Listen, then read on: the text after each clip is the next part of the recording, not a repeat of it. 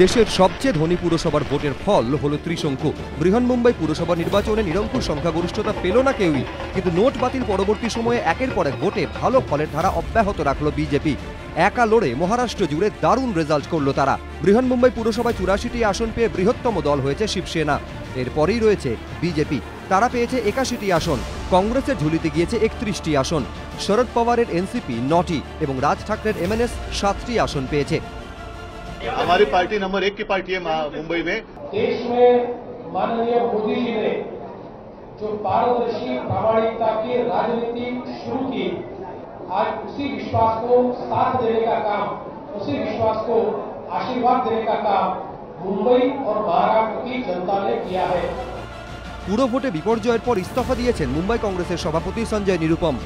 Party के अंदर कुछ बड़े बड़े नेता हैं, उनके भीतर घात की वजह से और उनके पार्टी विरोधी प्रचार की वजह से ये सारा रिजल्ट निकल के आया, ये भी साफ साफ दिख रहा है। और मैंने पूरी जवाबदारी एक अध्यक्ष होने के नाते स्वीकार की है और मैंने अपने रिजिग्नेशन की ऑफर दे दी।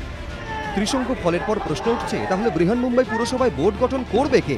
ভোটের ঠিক মুখে জোট ভেঙে আলাদা হয়ে লড়েছে শিবসেনা এবং বিজেপি।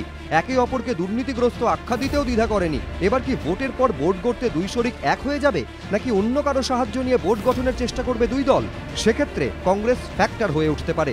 ২২৭টি আসন বিশিষ্ট বৃহন্মুম্বাই পুরসভায় ম্যাজিক ফিগার ১১৪। এই সংখ্যা ছুঁতে শিবসেনার প্রয়োজন ৩০, বিজেপির প্রয়োজন ৩৩টি আসন।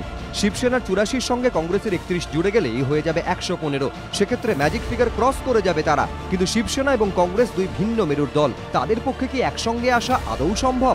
বড়সড় অঘটন না ঘটলে এমন সম্ভাবনা কম বলেই মনে করছেন রাজনৈতিক পর্যবেক্ষকরা।